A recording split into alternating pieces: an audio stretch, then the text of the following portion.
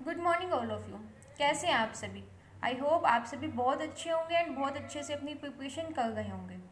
So first of all congratulations to all those students जिनका भी अभी S B I P O mains clear हुआ है। Many many congratulations, बहुत बहुत बधाई हो आप सभी को। S B I P O mains actually काफ़ी टफ एग्ज़ाम होता है एंड अगर आपने वो एग्ज़ाम क्लियर किया है तो बिल्कुल ये शो करते हैं कि आपने कितनी मेहनत की होगी। तो बिल्कुल आपने बहुत मेहनत की एंड उसका रिजल्ट भी बिल्कुल आपको मिला। सो अब S B I P O mains के बाद बात आती है साइकोमेट्रिक टेस्ट की। बहुत से स्टूडेंट्स अभी इस चीज़ को लेके काफ़ी वरी हैं कि साइकोमेट्रिक टेस्ट कैसा होता है, किस टाइप के क्वेश्चंस हमसे पूछे जाएंगे, क्या होगा। तो इस चीज़ को लेके वो थोड़ा सा डरे हुए हैं। बिल्कुल, जब लास्ट टाइम भी S B I P O ने ये जब साइकोमेट्रिक टेस्ट को इंट्रोड्यूस किया था, वो इवन फर्स्ट टाइम था, तो मुझे भी काफ़ी ज़्यादा इस चीज़ को लेके थोड़ा डर था कि कैसे होगा, इसकी प्रिपरेशन कैसे करनी है। पहले कभी ऐसा हुआ भी नहीं है साइकोमेट्रिक टेस्ट एंड ऑल, तो कैसी चीज़ें होंगी, क्वेश्चंस भी हमें नहीं पता, तो बहुत से डाउट थे मेरे माइंड में। एंड जैसे भी था कुछ कुछ प्रिपरेशन करने की ट्राई भी की मैंने, तो जैसा भी हुआ वो मैं दे के आई एग्ज़ाम। एंड तो मैं यही बोलूँगी कि इससे डरने की नीड तो बिल्कुल भी नहीं है। एंड ऐसा नहीं है कि साइकोमेट्रिक टेस्ट की आपको अलग से कोई प्रिपरेशन करनी है, ऐसा बिल्कुल भी नहीं होता। इवन साइकोमेट्रिक टेस्ट की कोई प्रिपरेशन होती ही नहीं है। ये बिल्कुल एक सिंपल सा एग्ज़ाम होगा, जैसे आप प्री मेंस एग्ज़ाम दे के आते हैं एस बी पी ओ का, वैसे ही एक साइकोमेट्रिक टेस्ट होगा। आपके एडमिट कार्ड्स आएंगे, सेंटर पे बुलाया जाएगा, ऐसे ही पी सी पे आपका एग्ज़ाम होगा। तो उसमें किस टाइप के क्वेश्चंस पूछे जाते हैं? तो मेनली उसमें इस टाइप के क्वेश्चन पूछे जाएंगे जिससे आपकी पर्सनैलिटी जज हो पाएगी। उससे पता चलेगा कि एज ए ह्यूमन बींग आप किस टाइप के पर्सन हैं। उसमें कोई भी ऐसा नहीं है कि आपको सोल्यूशन करना होगा, क्वेश्चन गिवन होंगे एंड आपको एक रिजल्ट पे जाना है, नहीं। वहाँ पे बेसिकली क्या पूछा जाएगा, आपसे आपको एक स्टेटमेंट दे दी जाएगी एंड उसके बाद पूछा जाएगा कि आप इस स्टेटमेंट से स्ट्रॉन्गली डिसअग्री करते हैं, न्यूट्रल हैं, अग्री है या स्ट्रॉन्गली अग्री है। इस तरह से आपसे पूछा जाएगा। अगर मैं आपसे पूछती हूँ कि ऑनलाइन शॉपिंग अभी एक अच्छी चीज़ है आज की जनरेशन के लिए, तो आप इस पर क्या पॉइंट लगाना चाहेंगे? स्ट्रॉन्गली, डिसअग्री, अग्री, इस टाइप से 5 ऑप्शन दे दिए जाएंगे। इस टाइप के ही डिफरेंट डिफरेंट क्वेश्चंस आपसे पूछे जाएंगे। आप कैश अवार्ड को जो दिए जाते हैं बैंकिंग सिस्टम, आप उसको किस नज़र से देखते हैं, या वो ठीक है या नहीं है। तो इस टाइप के क्वेश्चंस की हम प्रैक्टिस नहीं कर सकते। जो हमारे एक्चुअली माइंड में होता है, जो हमारी as a personality, as a human being हम सोचते हैं, उन्हीं के आंसर, उस टाइप के ही आंसर हम उस टाइम पे लगा पाएंगे। एंड एक चीज़ का हमेशा ध्यान रखना कि बहुत ज़्यादा रिजिड होके अपने आंसर्स को मत लगा के आना। हम ऐसा नहीं होना चाहिए कि सभी क्वेश्चंस के आंसर हम स्ट्रॉन्गली डिसअग्री या स्ट्रॉन्गली अग्री करके आ गए। वो बिल्कुल एक गलत चीज़ हो जाएगी। उससे क्या होगा कि आपकी पर्सनैलिटी एक रिजिड दिखेगी कि आप बहुत एक अपने डिसीजंस को लेके स्टक हो गए हैं, आप बिल्कुल वहीं हैं। ऐसा मत कीजिएगा। जहाँ तक हो सके तो अग्री या डिसअग्री पे जाइएगा। जहाँ पे आपको लगता है कि ये बिल्कुल गलत ही चीज़ है या बिल्कुल एकदम परफेक्ट चीज़ है, सिर्फ उन्हीं पॉइंट्स पे स्ट्रॉन्गली अग्री या स्ट्रॉन्गली डिसअग्री कीजिएगा। And neutral, I don't think कि लास्ट टाइम किसी भी एक्सेप्ट एक या दो क्वेश्चन कहीं पे भी न्यूट्रल जो आंसर वो हमने लगाया था, क्योंकि न्यूट्रल ये दिखाते हैं कि आप कहीं पे भी रिस्क नहीं लेना चाहते हो कि मैं कोई भी पॉइंट पे अपना पॉइंट ऑफ व्यू देना ही नहीं चाहूँगा।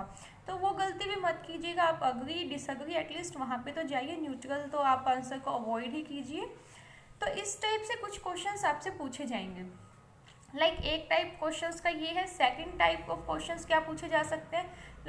आपको कोई स्टेटमेंट दे दी जाएगी एंड आपसे सेटिस्फाई एंड नॉट सेटिस्फाई, इस टाइप से कुछ क्वेश्चंस पूछे जाएंगे। इस जो साइकोमेट्रिक टेस्ट है वो मेनली आई गेस हमारा 4 क्वेश्चंस में हुआ था, अभी तो मुझे एग्जैक्ट याद नहीं है, लेकिन उसमें जो क्वेश्चंस आए थे वो सभी इसी टाइप के थे। कोई भी ऐसा लॉजिकल या फिर बोले कि हमें पेपर पेन का यूज़ करना है या फिर हमें ऐसा कुछ भी अलग से नहीं पूछा था। As a person, as a human being हम उस सिचुएशन में होते तो हम क्या सोचते, क्या करते, उसी टाइप का एक कन्वर्सेशन टाइप के वो क्वेश्चन होंगे, वैसा ही आपको आंसर करना होगा। एंड एक चीज़ और उसमें मैंने देखी थी कि क्वेश्चंस थे जो वो बहुत ज़्यादा थे। तो अगर हमने 5th क्वेश्चन पे कुछ आंसर दिया है, लाइक अगर हमने बोला है किसी चीज़ को स्ट्रांगली डिसएग्री, उसी क्वेश्चन में कुछ चेंजेस करके, लेकिन क्वेश्चन का मीनिंग सेम ही रहेगा, लेकिन उसमें कुछ वर्ड्स को चेंज करके वही क्वेश्चन आपको लाइक 50th या 60th नंबर पे दे दिया जाएगा, एंड फिर से वही क्वेश्चन आपके सामने आया है, एंड फिर से आप उसका क्या आंसर देते हैं। अगर आपने आपका आंसर चेंज किया तो मे बी आप कुछ लाइक इमेजिनरी चीज़ों को यूज़ करके आंसर देंगे, तो आपकी पर्सनैलिटी के लिए बिल्कुल गलत होगा। तो ये चीज़ मत कीजिएगा। एज ए ह्यूमन बीइंग आप जैसे हैं बिल्कुल वैसे ही रहकर आप आंसर दीजिएगा। तो ये थोड़ा सा ट्रिक्स भी मैंने देखा था कि उस टाइम साइकोमेट्रिक टेस्ट में ये यूज़ हुई थी। तो कुछ भी बनावटी आंसर मत दीजिएगा कि बहुत ज़्यादा हम अच्छा बन के, या बहुत ज़्यादा एक विजिट सिचुएशन में नहीं, आप एक्चुअली जैसे हैं उस सिचुएशन में, जैसे आप काम करते हैं या जैसे जो चीज़ें आपको पसंद है वैसे ही रखिएगा। लाइक मेरे को एक क्वेश्चन याद है, हमसे पूछा गया था कि उसमें साइकोमेट्रिक टेस्ट में कि आपको क्लीनलीनेस पसंद है कि नहीं, तो हमने उस पर आंसर लगाया अग्री, डिसएग्री या फिर इस टाइप से। एंड अप्रोक्स 20 to 25 क्वेश्चंस के बाद हमसे पूछा गया कि आप किस टाइप के पर्सन, आपका रूम लाइक आप मैनेजेबल रखते हैं नहीं रखते हैं। तो लाइक ये दोनों क्वेश्चंस थोड़े से हम बोले तो एक दूसरे के कॉम्प्लीमेंट्री हैं। अगर हमने उसका ये आंसर लगाया तो बिल्कुल सेकंड वाले का भी हम आंसर सेम ही लगाएंगे, क्योंकि वही चीज़ें हमसे दोबारा पूछी गई हैं। तो अपना ज़्यादा माइंड यूज़ मत कीजिएगा, जैसे आप हैं वैसे ही आंसर्स लगाइएगा। एंड रही बात साइकोमेट्रिक में फेल या पास होने की बात, तो ऐसा कुछ भी नहीं है। अगर आपने मेंस का एग्ज़ाम दिया है तो बिल्कुल आपको जीडी जीई इंटरव्यू देने का बिल्कुल मौका मिलेगा। और रही स्कोरिंग की बात, तो इसका स्कोरिंग पे कोई इफेक्ट नहीं होता है, ये सिर्फ आपकी पर्सनैलिटी को बताता है। एंड इंटरव्यू के टाइम पे जब हम डॉक्यूमेंट साइन करते हैं, वहाँ पे भी एक डॉक्यूमेंट रहता है जिसमें साइकोमेट्रिक टेस्ट से जो हमारी पर्सनैलिटी निकल के आई है वो शो होती है। लेकिन ऐसा नहीं है कि वो बहुत ज़्यादा इफेक्ट डालने वाली है चीज़, ऐसा कुछ भी नहीं है। इवन साइन के टाइम पे तो मैं देख भी नहीं पाई थी कि एक्चुअली उसके अंदर क्या है, वो बहुत चीज़ें जो बहुत फास्ट वे में हो गई थी। एंड मार्क्स पे तो मुझे नहीं लगता कि कोई भी इसका इफेक्ट जाने वाला है। मे बी इंटरव्यू के टाइम पे जो इंटरव्यूअर के पास हमारी वो रिपोर्ट जाए एंड उस बेसिस पे वो कुछ क्वेश्चंस हमसे पुट करें। लाइक जो मेरा इंटरव्यू हुआ था SBI PO का, उसमें मुझको पर्सनली ऐसा कुछ भी नहीं लगा कि साइकोमेट्रिक टेस्ट से रिलेटेड मुझसे कुछ भी पूछा गया या उसका कुछ भी इफेक्ट मेरे इंटरव्यू पे आया। तो मेरे को पर्सनली तो ऐसा नहीं लगा, लेकिन बैक एंड पे मे बी हो सकता है कि कुछ इफेक्ट आया हो। सो यही सब चीज़ें हैं। तो साइकोमेट्रिक टेस्ट को लेके आप बहुत ज़्यादा मत सोचिएगा, अपना टाइम वेस्ट मत कीजिएगा। वो जस्ट एक आपका पर्सनैलिटी चेक है, उसकी कोई भी अलग से प्रिपरेशन नहीं होगी।